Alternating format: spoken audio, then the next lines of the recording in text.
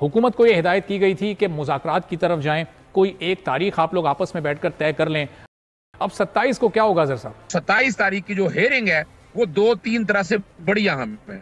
एक तो है कि प्रिंसिपल ऑफिसर जो है सेक्रेटरी फाइनेंस, उनके अगेंस्ट तौहीन अदालत की कार्रवाई बनती है। सुप्रीम कोर्ट देखे जहां तक आईनी कदगन है, सारे इलेक्शन इकट्ठे होने चाहिए, आइन में ऐसी कोई कदगन नहीं है, कोई प्रोविजन नहीं है।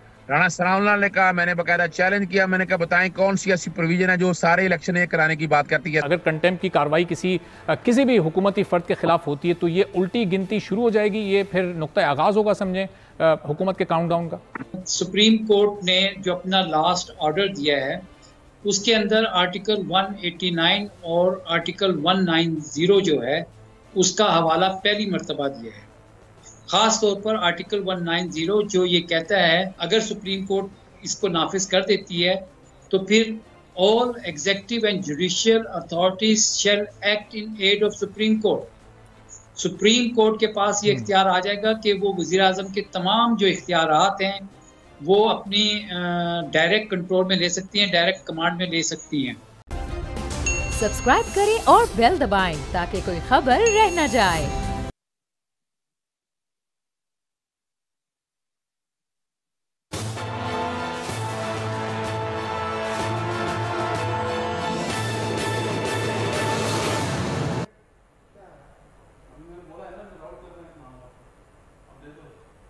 अस्सलाम वालेकुम, आप देख रहे हैं प्रोग्राम तज्जिया। मैं हूं अरबाब जहांगीर। ईद की छुट्टियां खत्म हो रही हैं और उसके साथ साथ सियासी सरगर्मियां एक बार फिर मुल्क भर में बहुत तेज़ी के साथ जोर पकड़ रही हैं। चूंकि 27 अप्रैल का हर एक को इंतज़ार है और 27 अप्रैल वो दिन है जब अदालत उज़्मा में एक बड़ी अहम समाअत होने जा रही है और बहुत से सियासतदान, ख़ास तौर पर वफाक में जो अपोजिशन में इस वक्त सियासतदान हैं, वो हुकूमत की उल्टी गिनती से इस तारीख को ताबीर कर रहे हैं। दूसरी तरफ पाकिस्तान तहरीक इंसाफ अपनी इलेक्शन मुहिम का बाकायदा तौर पर आगाज़ कर चुकी है, बड़ा वाज़ेह ये बता चुकी है कि 14 मई से आगे इंतखाबात को नहीं जाने दिया जाएगा।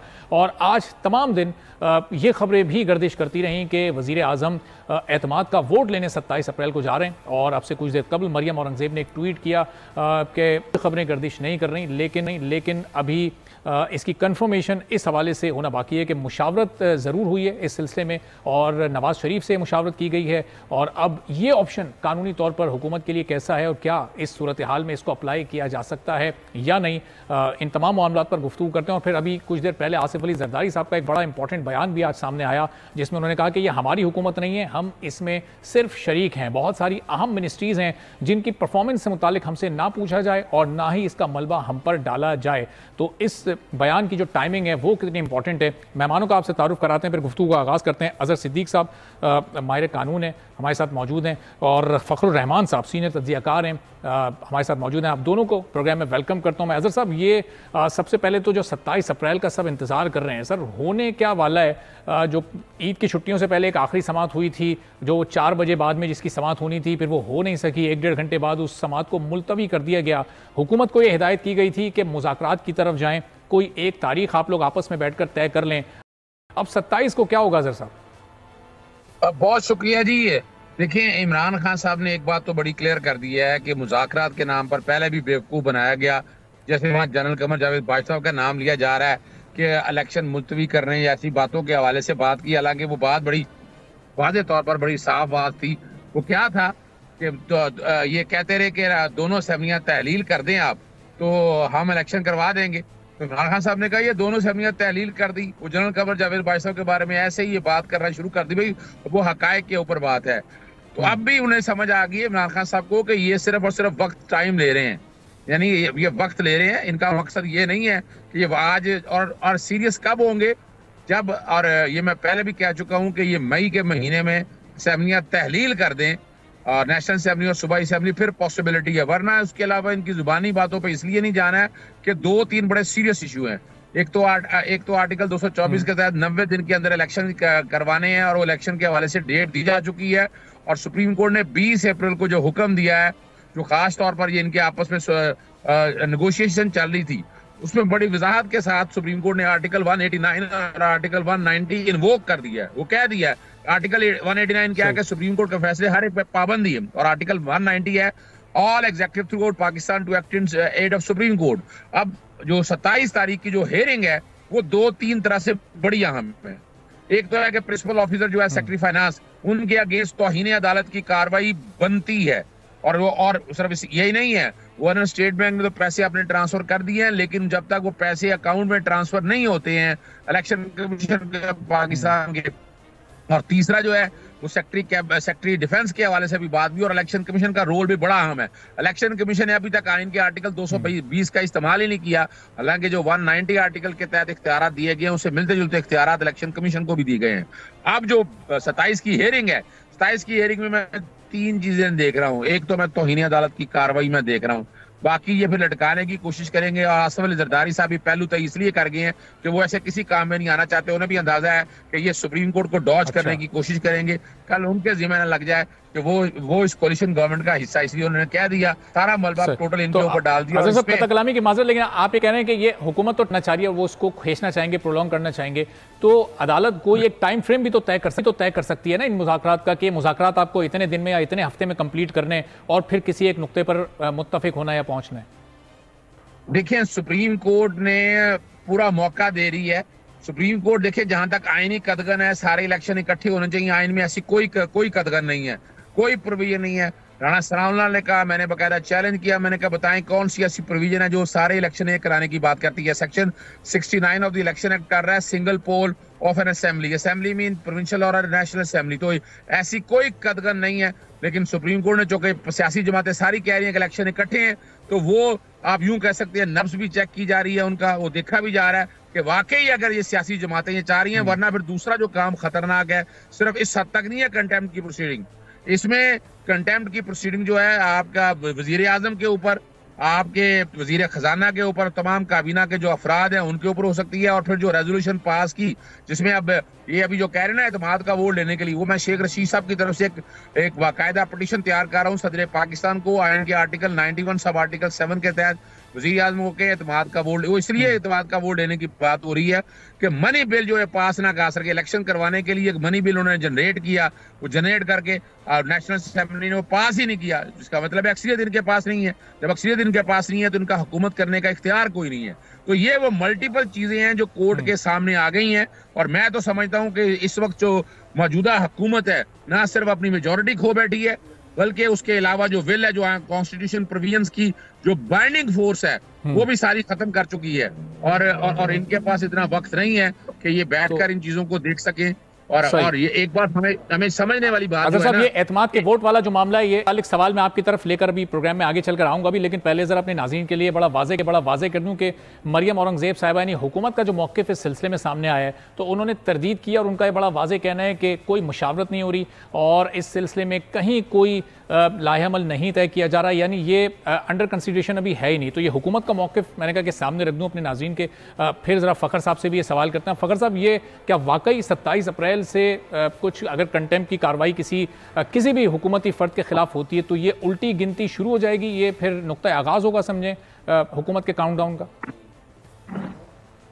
बहुत शुक्रिया आपका। पहली बात तो मुझे अजहर सदीक आवाज़ जो थी वो बिल्कुल सुनाई नहीं दे रही थी कि उन्होंने क्या अपने ख्यालात का इजहार किया। अगर उनकी वॉल्यूम थोड़ी सी आप बढ़ा दें नेक्स्ट टाइम जब आप उनसे बात करें जी। तो जहाँ तक आपके सवाल का ताल्लुक है, जी, बढ़ा रहे देखिए, सुप्रीम कोर्ट ने जो अपना लास्ट ऑर्डर दिया है उसके अंदर आर्टिकल 189 और आर्टिकल 190 जो है उसका हवाला पहली मर्तबा दिया है। ख़ास तौर पर आर्टिकल 190 जो ये कहता है कि अगर सुप्रीम कोर्ट इसको नाफिज कर देती है तो फिर all executive and judicial authorities shall act in aid of Supreme Court. Supreme Court के पास ये इख्तियार आ जाएगा कि वो वज़ीर आज़म के तमाम जो इख्तियारात हैं वो अपनी डायरेक्ट कंट्रोल में ले सकती हैं, डायरेक्ट कमांड में ले सकती हैं।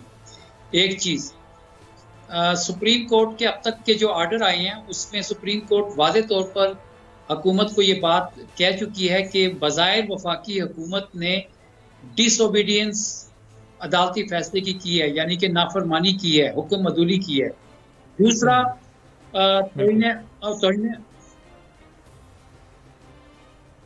जी आपको आवाज आ रही है? जी जी जी फ़खर साहब, आवाज आ रही है, आप अपना जवाब जारी रखिएगा, बात मुकम्मल कीजिएगा। जी हाँ, दूसरी बात जो सुप्रीम कोर्ट ने वाज़े तौर पर अपने ऑर्डर में पहले की थी वो कंटेम्प्ट ऑफ कोर्ट की प्रोसीडिंग के हवाले से की थी। तो ये दोनों चीज़ें जो हैं वो सुप्रीम कोर्ट के सामने कमिट हो चुकी हैं, लेकिन सुप्रीम कोर्ट ने ये कहा था कि क्योंकि हमारा फोकस इलेक्शंस के ऊपर है, 21 अरब रुपए के ऊपर है, तो इसलिए अभी हम इस मामले में नहीं जाएंगे। तीसरी बात जो हुकूमत ने अपने खिलाफ की वो ये थी कि जो फाइनेंस सप्लीमेंट्री बिल जो था वो उन्होंने अदालत में मिनिस्ट्री ऑफ फाइनेंस के जरिए से जो जवाब दाखिल कराया उसमें कहा कि जी वो मुस्तरद हो गया 21 अरब रुपए का। तो अदालत ने अटॉर्नी जनरल के जरिए हुकूमत को ये बात वाज़ेह करवाई, बावर करवाया कि जब मनी बिल रिजेक्ट हो जाए तो इसका मतलब है हुकूमत अपनी अक्सरियत खो बैठी है। तो ये 3 तरह की जो तलवार है मौजूदा हुकूमत ने, शहबाज शरीफ वज़ीर आज़म ने अपनी हुकूमत के खात्मे के ऊपर लटका ली है। अब 27 तारीख को अगर 21 अरब रुपए ट्रांसफ़र नहीं होते तो फिर अदालती फैसले की नाफरमानी, तौहीन अदालत, और ये तीसरी बात जो मैंने आपको बताई है, अब ये सुप्रीम कोर्ट के ऊपर है कि वो इनमें से किस अमल को पहले एक्टिव करती है और फिर बाकायदा तमाम इख्तियारात अपने कंट्रोल में कर देती है। लेकिन जिस तरह आप कह रहे थे कि उल्टी गिनती शुरू हो गई है, यकीनन अब जो है वो काउंटडाउन शुरू हो गया है। अदालत ने हुकूमत को ये वाज़े तौर पर कहा है कि आप या तो तमाम इलेक्शन जो है एक ही दिन करवाने के लिए बाहमी इत्तेफाक राय से कोई फैसला कर ले और अदालत को बता दे, अदरवाइज 14 मई के जो इलेक्शन करवाने का सुप्रीम कोर्ट का फैसला है वो अटल है। उसके ऊपर सुप्रीम कोर्ट ना कोई कॉम्प्रोमाइज पहले किया है और ना ही आइंदा करेगी। ये वाज़े तौर पर सुप्रीम कोर्ट ने अटॉर्नी जनरल को बात बता दी थी। अलबत्ता सुप्रीम कोर्ट ने जो हुकूमती अक्सरियत खो जाने वाली बात है फाइनेंस बिल के हवाले से, उस पर अटॉर्नी जनरल से कहा था कि जाएं, हुकूमत को बताएं कि इसके बड़े सीरियस कॉन्सिक्वेंसेस होंगे। यानी कि अगर अदालत जो है वो में या कौमी असेंबली में अक्सरियत नहीं रही और वजारत खजाना की ये रिपोर्ट जो है ये इसका सबूत है, तो फिर उस दिन हुकूमत खत्म हो सकती है। तो 27 तारीख के बाद और 27 तारीख के दिन जो आने वाले दिन हैं वो बड़े क्रूशल हैं और बज़ाहिर ऐसा लगता है कि हुकूमत के ऊपर लेट्स सपोज जाहिर है कि हुकूमत अभी तो इससे इनकारी है कि कोई अंडर कंसिडरेशन भी नहीं है, सोच ही नहीं रहे, मुशावरत भी नहीं हो रही है एतमाद के वोट के मामले पर। लेकिन अगर 27 तारीख को या उससे आगे चलकर ये एतमाद का वोट लेना पड़ता है वज़ीर आज़म को, तो इस वक्त जो सियासी और कानूनी सूरत हाल है क्या फ़र्क पड़ेगा वोट लेकर इस वक्त? देखिए, अगर सदर साहब जो हैं वो ये समझते हैं कि वज़ीर आज़म शहबाज शरीफ अपनी अक्सरियत खो बैठे हैं तो वो उनको यकीनन एतमाद का वोट लेने के लिए कह सकते हैं। लेकिन इस वक्त नून लीग की जो अपनी सूरत हाल है उससे ये लग रहा है कि वो अदालत को धमकियां दे रहे हैं। पंजाब में इलेक्शन को सबोताज करने के लिए मुख्तलिफ बहाने और मुख्तलिफ धमकियां वो दे रहे हैं। कभी एक उनका वजीर जो है वो कहता है कि खूनी इलेक्शन होगा, कभी कोई दूसरा कहता है कि जी ये खूनी लकीर होगी। तो ये तो इससे लगता है कि पंजाब के अंदर अमन व अमान का मसला ख़राब करने के लिए, ताकि इलेक्शंस जो हैं वो ना हो सके, ये धमकियां जो हैं ये सुप्रीम कोर्ट के सामने हैं। और सुप्रीम कोर्ट वज़ीर आज़म समेत किसी के खिलाफ भी कोई भी तादीबी कार्रवाई जो है वो अमल में ला सकती है, क्योंकि जैसे मैंने आपको कहा अगर आर्टिकल 190 को बाकायदा इन्वोक कर दिया तो फिर मुल्क की तमाम एग्जीक्यूटिव अथॉरिटीज़ यानी कि निगरान हुकूमत हो, वो अदालत के पास चली जाएगी, और हाई कोर्ट्स के जजी साहिबान हो या नीचे डिस्ट्रिक्ट लेवल के ऊपर जजी साहिबान हो, वो सब सुप्रीम कोर्ट की कमांड में होंगे। तो ये अब क्रूशियल टाइम शुरू हो चुका है।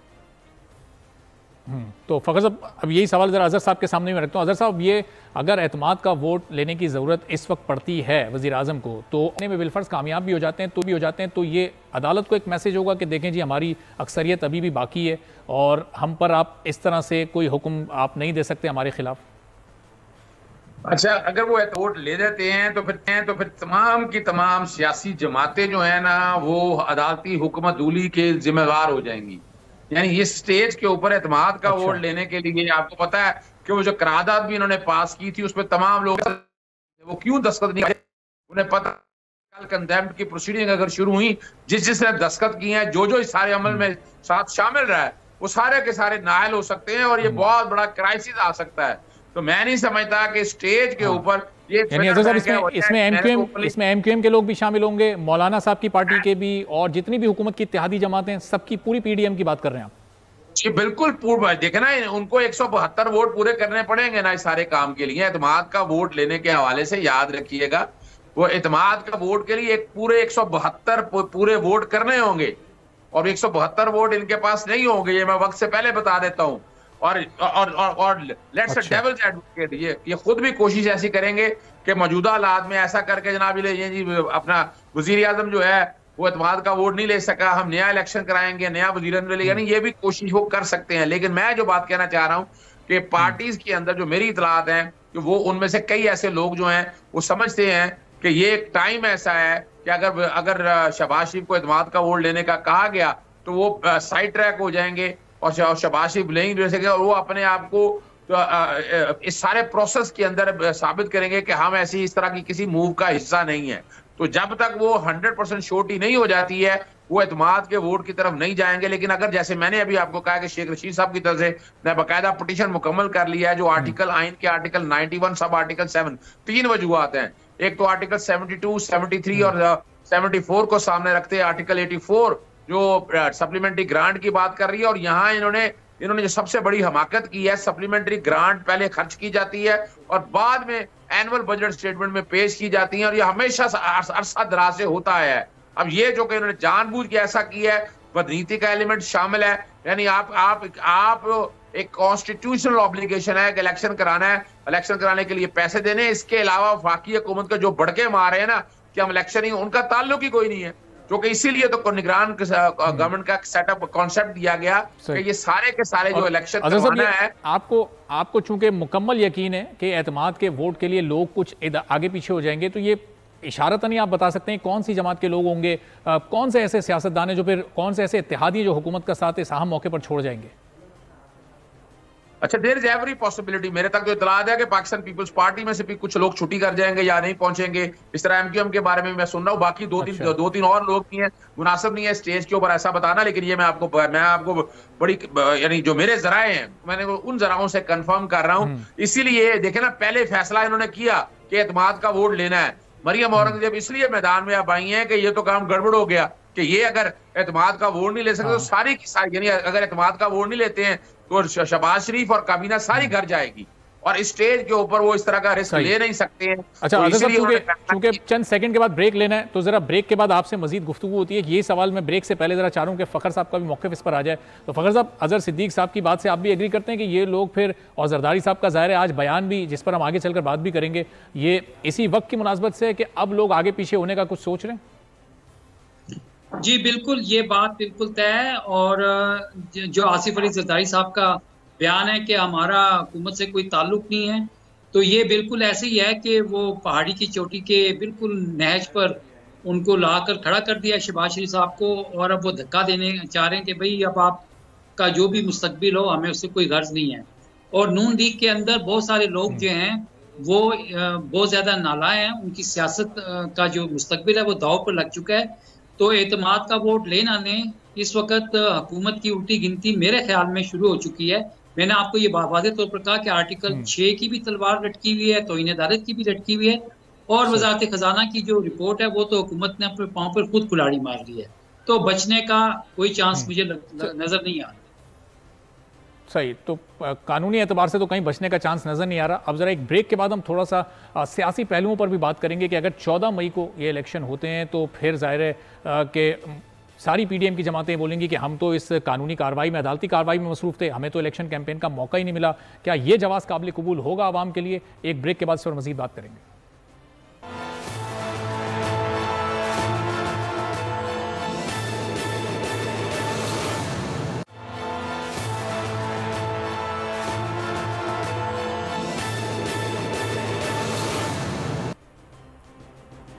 प्रोग्राम में एक बार फिर आपको खुशामदीद कहेंगे, और ब्रेक से पहले हम जरा बात कर रहे थे 27 अप्रैल की अहमियत के हवाले से। बड़ी अहम समाअत उस दिन होनी है, और इसी असना में इन ईद की छुट्टियों में पाकिस्तान तहरीक इंसाफ ने इलेक्शन कैंपेन का बड़ा वाज़े आगाज कर दिया, चूंकि उनका मौक़िफ़ अपनी जगह पर है कि 14 मई से आगे वो इस इलेक्शन को नहीं जाने देंगे।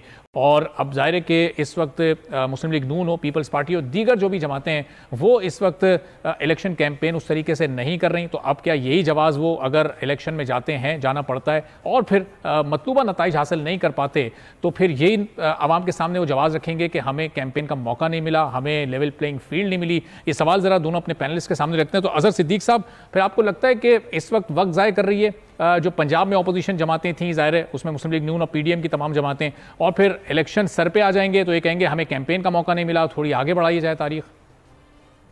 देखिए, एक बात तो बड़ी वाज़ेह तौर पर है, ये इलेक्शन में जाना नहीं चाहते। जरा एक बात समझ लीजिएगा, क्योंकि मुफ्त की हुकूमत बनी हुई है इस वक्त और उनका प्लान और एजेंडा यही था कि ये 12 अगस्त को नेशनल असेंबली को 1 साल के लिए आगे बढ़ाना था। इसीलिए पाकिस्तान तहरीक इंसाफ के इस्तीफे उन्होंने मंजूर कर लिए, अपोजिशन लीडर ने अपना रख लिया और वो ये एजेंडा आज भी उस एजेंडे पे कायम है। तो इसलिए ये चाहते ही नहीं है कि इलेक्शन किसी तरह से हो और उसी एजेंडे को लेकर चल रहे हैं इस मुल्क में। नार की अब 4 कोशिशें जो हम सुन, ना तो सैलाब आना है, ना कोई जल्जला आना है, ना कोई ऐसा कोई बड़ा सानिया होने को जा रहा है, मां सिवाय असेंबलियां तहलील करने के अलावा। असेंबलियां तहलील करेंगे तो इलेक्शन आगे जाएंगे, वरना इलेक्शन आगे जाना बहुत मुश्किल और नामुमकिन है। ये टेस्ट है इलेक्शन कमीशन ऑफ पाकिस्तान का।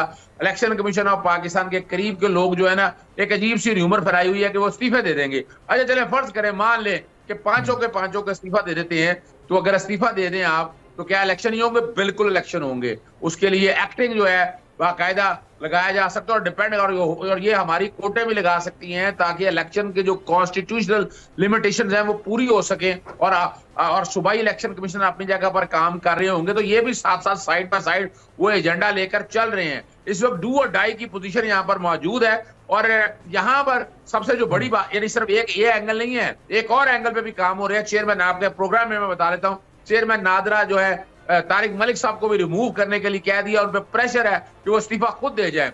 और वहां भी मैसिव रेटिंग के हवाले से बाकायदा मैंने एक बाकायदा वोटर जो कैंडिडेट है नॉमिनेशन पेपर दाखिल कराए थे, उसका वोट उठाकर पूरे फैमिली में से बाहर फेंक दिया। और आप लड़ते रहे लड़ाई के लिए इस स्टेज के ऊपर बैठकर। जो फाइनल आपने लिस्टें देनी है, अब आप और मुझे तो पता नहीं है, जब हम फाइनल देखेंगे पता लगेगा वोट स्कैटर्ड हो चुके हैं। आपको याद है पिछले जिमनी इलेक्शन के अंदर भी कोई 87 लाख के करीब मार दिए थे इन लोगों ने। तो ये साइड बाय साइड ये चीजें चल रही हैं और नादरा अगर तारिक मलिक और ये सारे अगर खड़े हो जाएं तो मैं नहीं समझता ये हो सकेगा, ये आगे ले जा सकेंगे। सबसे चूंकि ये किसी भी हाल में इलेक्शन में जाना नहीं चाहते, लेकिन अगर अदालत से फैसला आ जाता है, जाहिर है कि अदालत अपनी तारीख पर मुसर भी और इलेक्शन होते हैं, तो क्या तो बाइकआउट भी एक ऑप्शन हो सकता है और उसका फायदा है नुकसान फिर किसको होगा?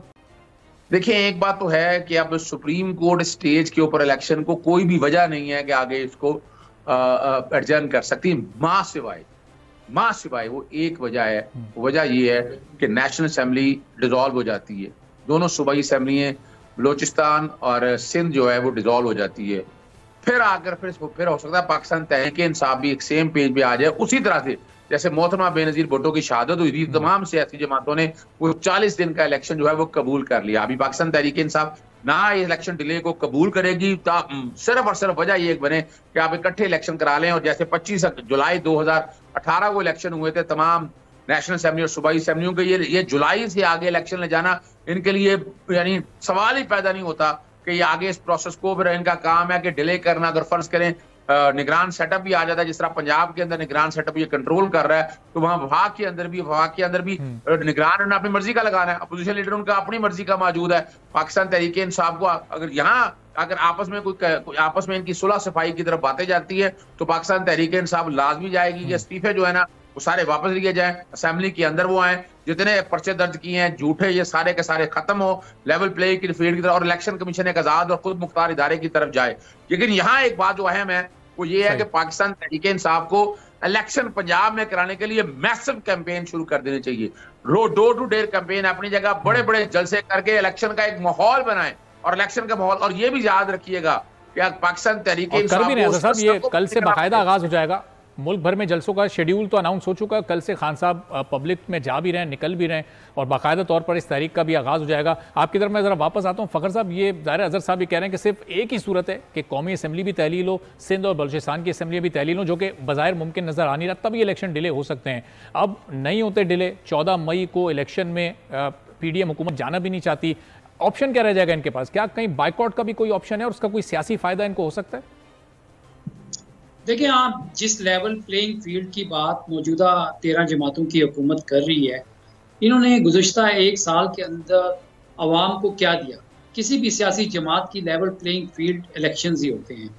तमाम जो नफ्सियात के डॉक्टर्स हैं वो इस बात को समझने से कासिर हैं कि सियासतदानों का नफ्सियाती इलाज जो है वो इलेक्शन में ही आवाम कर सकती है। अब 1 साल से ज़ायद का अरसा हो गया है, मुल्क की मईशत को कहाँ पे ये ले गए हैं, महंगाई किधर चली गई है, मीडिया के साथ इन्होंने क्या किया है, बोल TV के ऑनर को बंद कर दिया, समी इब्राहिम के खिलाफ पर्चे, जमील फारूकी के खिलाफ पर्चे, तशद्दुद, हमारे प्यारे दोस्त अरशद शरीफ दुनिया से चले गए, उनको जिस तरह वहशियाना तरीके से मारा गया और इस वक्त भी पकड़ धकड़ जो है वो जारी है। आप मुझे बताएं कि ये किस बाइकआउट का कर रहे हैं? बाइकआउट तो अवाम ने करना है इनका और वो इनको नज़र आ रहा है। दूसरी बात ये है कि जो इलेक्शन की और जो असेंबलियों की तहरील की आप बात कर रहे हैं, देखिए मैंने आपको ये बताया है कि अब सारा मामला अगर तौहीन अदालत में शहबाज शरीफ साहब जो हैं वो नाअहल हो जाते हैं तो उसके बाद नया लीडर ऑफ द हाउस चुनना जो है वो बहुत बड़ा एक मुश्किल प्रोसेस है। उसमें कोई भी नहीं जाएगा क्योंकि नून लीग के अंदर एक बहुत बड़ी मेजॉरिटी जो है वो इनसे जान छुड़ाना चाहती है। पाकिस्तान पीपल्स पार्टी का बयान आपने सुन ही लिया कि वो अपने आप को कह रहे हैं कि जी हमारा इनसे कोई ताल्लुक नहीं है। मरियम नवाज पहले कह चुकी है कि ये मेरा इस हुकूमत से कोई ताल्लुक नहीं है, ये जो अवाम के ऊपर महंगाई की क़यामत आई है इससे हमारा कोई ताल्लुक नहीं है। उनके अपने घर में जो है वो शहबाज शरीफ को कोई ऑन नहीं कर रहा और गिनती के 4-5 लोग हैं जो रोज़ाना सुबह उठ के सुबह शाम कभी अदलिया को कभी दूसरे इदारों को जो है वो गालियां दे रहे होते हैं और कभी धमकियां लगा रहे होते हैं, कभी वो बेबुनियाद ऑडियो लीक्स का सहारा लेने की कोशिश कर रहे हैं। तो हर तरह से अपनी साथ ये इसहाक डार साहब को जिस तरह लाया गया तो बड़ी ओनरशिप के साथ इसहाक डार को लेकर आए थे। मरियम नवाज का वो जलसे में वो जुमला भी आपको याद होगा कि इसहाक डार पर ट्रस्ट करो, इनको थोड़ा वक्त दो, ये मुल्क की मईशत को बिल्कुल ठीक कर देंगे। तो बहरहाल सिर्फ कहने से तो नहीं उनकी ओनरशिप खत्म हो सकती, हिस्सेदार तो हैं वो भी इस हुकूमत में, बल्कि बड़े मरकजी हिस्सेदार हैं। आपने इसहाक डार साहब का जिक्र किया। इसहाक डार साहब ने खुद कहा था कि वो अभी फिजा में थे तो डॉलर की कीमत जो थी वो नीचे आना शुरू हो गई थी। तो उनको जब वो नीचे उतरे तो उनको पता चला कि डॉलर की कीमत जो है वो ऊपर जा रही है और मुल्क की मईशत जो है वो समंदर की तह में पहुंच गई है और आवाम जो है महंगाई की चक्की में पिस गई है। 1 साल के अंदर जो 2 वज़ीर खजाना आए पाकिस्तान मुस्लिम लीग नून के, उन्होंने क्या करदगी दिखाई? आवाम को मईशत में डुबो के और IMF से मजीद कर्जे लेके फिर उसका बोझ भी आवाम के ऊपर डाल रहे हैं। मुझे बताएं कौन सा जो माशी एक्सपर्ट होगा वो ये इनको क्रेडिट दे सकता है इस बात का कि आपने अपनी कौम को मजीद कर्जों में डुबो दिया है, महंगाई में डुबो दिया है, मुल्क की एक्सपोर्ट्स खत्म, इंडस्ट्री बंद, लाखों लोग बेरोजगार हो गए हैं। ये तो इनकी कारकर्दगी का चार्ट है। वो दूसरी तरफ पाकिस्तान तहरीक इंसाफ की जो मकबूलियत है वो अक्रॉस द कंट्री साबित हो चुकी है और मुझे तो, मैं to be very honest, I could be wrong, लेकिन मैं आपको ये बात बता रहा हूँ कि इमरान खान ने मुल्क के अंदर सियासत का मुस्तकबिल जो है उसका रुख ही बदल दिया है। आइंदा 20-25 साल के लिए PTI से मुंसलिक जो भी लोग होंगे वही पाकिस्तान की सियासत में आगे जाएंगे, इस मुल्क को लेकर आगे जाएंगे, क्योंकि ये जो 30-40 साल से लोग इस मुल्क के ऊपर बरजुमान थे अब उनका दौर खत्म हो गया है। वो इसको जितने जल्दी समझ लें तो बेहतर है, क्योंकि सैलाब ज़दगान के साथ जो पीपल्स पार्टी ने सिंध में किया है, 10 अरब डॉलर का दावा किया था, इनको 1 टका किसी ने नहीं दिया। मुल्क के अंदर से कोई इनके ऊपर एतमाद नहीं कर रहा। सरमायादार जो है वो मुल्क से चला गया। 8 लाख से ज्यादा प्रोफेशनल लोग पाकिस्तान से मुल्क छोड़ के चले गए हैं। मुझे पहले आज जो एशियाई तरक्याती बैंक की जो रिपोर्ट जारी हुई है वो तो बहुत ही हैरान कुन है कि सबसे ज्यादा पिछले 1 साल में पाकिस्तान को कर्जा दिया गया, लेकिन अब वो पूछ रहे हैं कि कर्जा गया किधर है, कहाँ इस्तेमाल हुआ है? जी, तो मैं यही तो कह रहा हूँ ना कि यहाँ पर जब कोई एहतसाब है ही नहीं है, यहाँ पर तो रूल ऑफ जंगल चल रहा है। आपको रात के अंधेरे में उठा के ले जाते हैं, कोई वाली वारिस नहीं है, और उसके बाद तशद्दुद करके छोड़ दिया जाता है, कोई पूछने वाला नहीं है। तो जिस तरीके से 25 मई को इस मुल्क के अंदर इस कौम के ऊपर ख़वातीन और बच्चों के ऊपर वहशियाना शेलिंग की गई, उसी तरह से फिर लाहौर में जो मनाजिर आपने देखे, उसके बाद ये किस चीज़ की तवक्को कर रहे हैं? ये तो अपने आप को सिविल मार्शल लॉ डिक्टेटर समझते हैं। ये इनके नज़दीक तो जमहूरियत कोई है ही नहीं। आप जरा जमहूरियत की एक डेफिनेशन एक तरफ रख दें और इनकी कारकर्दगी को रख दें। आप इस वक्त तो अवाम को ये जो है वो ऐसे नजर आ रहे जैसे उनको जिंदा चबा जाएंगे। आपने देखा नहीं है कि आटे की बोरी देने के लिए 30 लोग जो थे वो अपनी जान से चले गए, और उसके ऊपर भी ये सियासत चमकाने के लिए बैठे हुए थे, और झूठे दावे, झूठी बेबुनियाद प्रोपेगेंडा जो है वो कर रहे हैं। देखें, हकाइक सबके सामने है। मैं आपको ये बात वाज़ेह तौर पर बताना चाह रहा हूँ कि जो फैसला अवाम ने करना है, सुप्रीम कोर्ट ने क्या कहा है? आर्टिकल 224 में साफ लिखा है कि अगर कौमी असम्बली और सूबाई असम्बली पहले तहरीर हो जाए तो 90 दिन के अंदर इलेक्शन होने। सुप्रीम कोर्ट ने 90 दिन में इलेक्शन कराने का आईनी और कानूनी हुक्म सादिर किया है। अब ये मौजूदा हुकूमत को आईनी, कानूनी और अवामी सतह पर डाइवोर्स हो चुकी है, तलाक हो चुकी है। अब इनकी साजो सामान के साथ रुखसती बाकी है, वो आइंदा चंद दिनों में आपको खुद ही नजर आ जाएगी। सही। अब अगर बज़ाहिर तो ज़ाहिर है हुकूमत के पास कहीं कोई ऑप्शन नहीं है, ये तो जुल्म पर जुल्म कर रहे हैं, हम फिर भी इनके ऑप्शंस की बात कर रहे हैं। तो अजहर साहब से एक बार फिर मैं ये जान लेता हूँ कि कहीं कोई कानूनी सियासी ऑप्शन अजहर साहब इस वक्त हुकूमत के पास मौजूद है? जो असम्बलियों की तहलील का ऑप्शन है कि कौमी असम्बली सिंध और बलूचिस्तान असम्बली तहलील कर दी जाए, तो ये इसका इख्तियार कब तक इस्तेमाल हो सकता है? ये 14 मई को अगर इंतखाब होने हैं और कोई 4-5 घंटे पहले इंतखाबात से ये असम्बली तहलील कर दी जाए तो फिर ये इलेक्शन डिले हो जाएंगे? देखिए, मेरा जहां तक ख्याल है कि ये 13 मई से पहले ये ऑप्शन एक्सरसाइज जरूर करेंगे वो, और ऐसे हालात बनाएंगे। अभी तो फिलहाल आपको पता है इनके पास ऑडियो वीडियो का धंधा रह गया सिर्फ, और आप रह कुछ नहीं गया, वो भी औरतों के हवाले से इस तरह की अल्फाज इस्तेमाल करना, और ये बड़ी मुनज़्ज़म कैंपेन चला रहे हैं इस वक्त। यानी ये नहीं है कि नहीं, यानी इनके जब बंदा है ना मेरिट पे बात करें, कानूनी बात करें, जब इनको चैलेंज किया जाता है तब इनके पास कहने के लिए कुछ नहीं है। यही रह गया है कि ऑडियो और वीडियो भाई। और ये मैं बताता चलूं, देखें, ये सुप्रीम कोर्ट का फैसला तो बाद में आया 90 दिन का।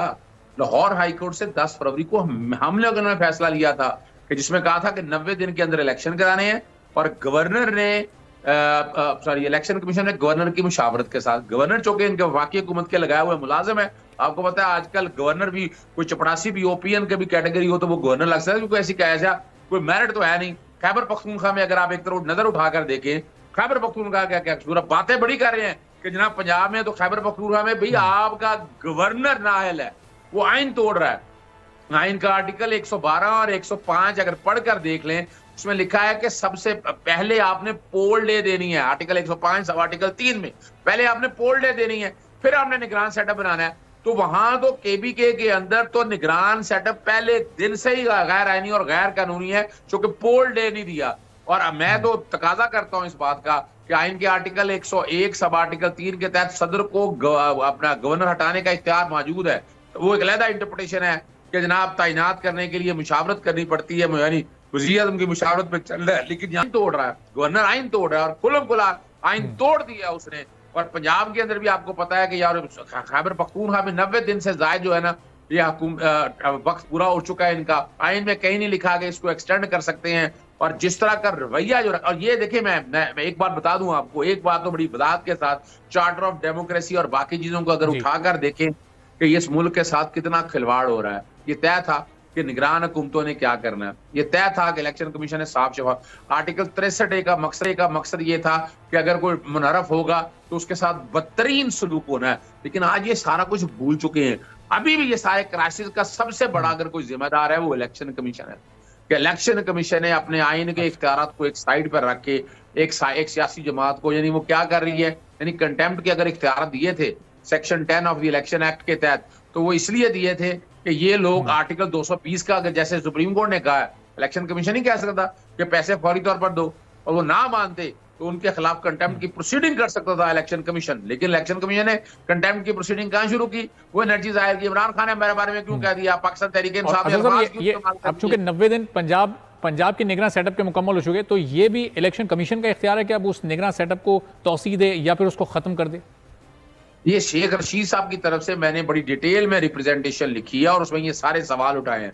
उसमें इलेक्शन कमीशन का फेलियर का जिक्र है, इलेक्शन कमीशन की नाकामियों का जिक्र है, और अब यही कहा है कि 90 दिन पूरे हो गए, इनको काम करने से रोकें। ये 90 दिन से और दूसरी जो बात अभी तक देख रहे हैं ना, मिसाल के तौर पर अभी मोहसिन नकवी साहब को देख लें आप, ये आटा स्कीम में बाकायदा तस्वीरें लगा रहे हैं, इश्तेहार बांट रहे हैं। भाई आप इलेक्शन कराने आए हैं, आप ये बैठ के आटा बांटने नहीं आए हैं, आप बैठ के ट्रांसफर और पोस्टिंग करने नहीं आए हैं। और इलेक्शन कमीशन का जो रोल इस वक्त है वो साबित हो गया कि वो बाइस्ड है, वो वन साइडेड चल रहा है, वो अपने आईनी इख्तियार जो आइन के आर्टिकल 218(3) है, साफ शफाफ इलेक्शन। और ये वफाकी और सूबाई असेंबलियां अगर तहलील होती हैं तो वहां तो ज़ाहिर नए निगरान सेटअप आएंगे। उस सूरत में पंजाब में भी इलेक्शन डिले होता है, तो यहाँ नया निगरान सेटअप फिर आना चाहिए या फिर यही निगरान सेटअप कंटिन्यू करेगा जब तक इलेक्शन नहीं होते? देखें, ये अब जो कि इतने सवाल या निशान उठ चुके हैं निगरान सेटअप के ऊपर, इनके फेलियर के ऊपर, इलेक्शन कमीशन के पास इख्तियार इनका मौजूद है इनको काम करने से रोकने के लिए। और नया जो है कुछ उनके पास नाम मौजूद हैं, 4 नाम थे, उन 4 नाम में से एक तीसरा नाम कोई भी वो चूज करके वो दे सकते हैं, वो अगर बैठ के और वो जो निगरान सेटअप है उसके मुताबिक चले, वरना ना सही इंटेग्रम पीरियड के लिए आर्टिकल 220 का जब इस्तेमाल करेंगे इख्तियारात, इनमें 4 नाम ना भी सही, तो या इलेक्शन कमीशन के अंदर से कोई बंदा दे सकते हैं कि ये जनाब ये वजीर आला के तौर पर ये काम करेगा, ये साफ शफाफ इलेक्शन कराएगा। लेकिन नजर यही आ रहा है कि ये सिर्फ और सिर्फ एक काम है, इनका एक एजेंडा है, और इलेक्शन कमीशन भी बराबर का कसूरवार मैं समझता हूँ कि इलेक्शन को डिले करें और अपने मकासद जो है यानी तारीखी तौर पर पाकिस्तान में। अब जाहिर है आपने तो इस बारे में बड़ी तफसीली पिटीशन तैयार कर ली है। अब चूंकि वक्त थोड़ा सा यहाँ पर कम है, उसकी किल्लत, तो फ़खर साहब से भी एक क्लोजिंग रिमार्क्स में उनका ले लूँ चंद सेकंड का। तो फ़खर साहब, ये मोहसिन नकवी ही आखिरी चॉइस क्यों है? कहीं कोई और इस निगरान सेटअप में लाने के पहले तो ज़ाहिर है उनको रखा गया, उस वक्त भी बहुत कॉन्ट्रोवर्सीज हुई, अब उनको तब्दील ना करने की वजह क्या है? इस निगरान सेटअप को ख़त्म ना करने की क्या वजूहत आपकी समझ आ रही हैं? देखिए, मैंने आपको ये बताया कि आर्टिकल 190 जो है ना, अगर सुप्रीम कोर्ट ने उसको इन्वोक कर दिया तो ये जो निगरान सेटअप जो है ये ऑटोमेटिकली इसकी तब्दीली सुप्रीम कोर्ट करेगी। आइंदा अगर ये मामलात ऐसे तरीके से निपटा दिए गए 27 अप्रैल के तक, तो फिर तो ठीक है। अदरवाइज सारी चीज़ों का फैसला सुप्रीम कोर्ट करेगी, और आप देखेंगे सुप्रीम कोर्ट जो सब चीज़ों का फैसला सुप्रीम कोर्ट से होना। और आने वाले 2 हवाले से बहुत ज़्यादा हमें बहुत शुक्रिया फ़खरुर रहमान साहब, सीनियर तज्ज़ियाकार हमारे साथ मौजूद थे, अज़हर सिद्दीक़ एडवोकेट साहब माहिर कानून मौजूद थे, और अज़हर सिद्दीक़ एडवोकेट साहब एक बड़ी तफसीली पिटीशन शेख रशीद साहब की जानिब से दायर करने जा रहे हैं, जिसमें बहुत सारे बुनियादी सवालात भी उन्होंने उठाए। आज के प्रोग्राम से इजाज़त दीजिए, अल्लाह हाफ़िज़।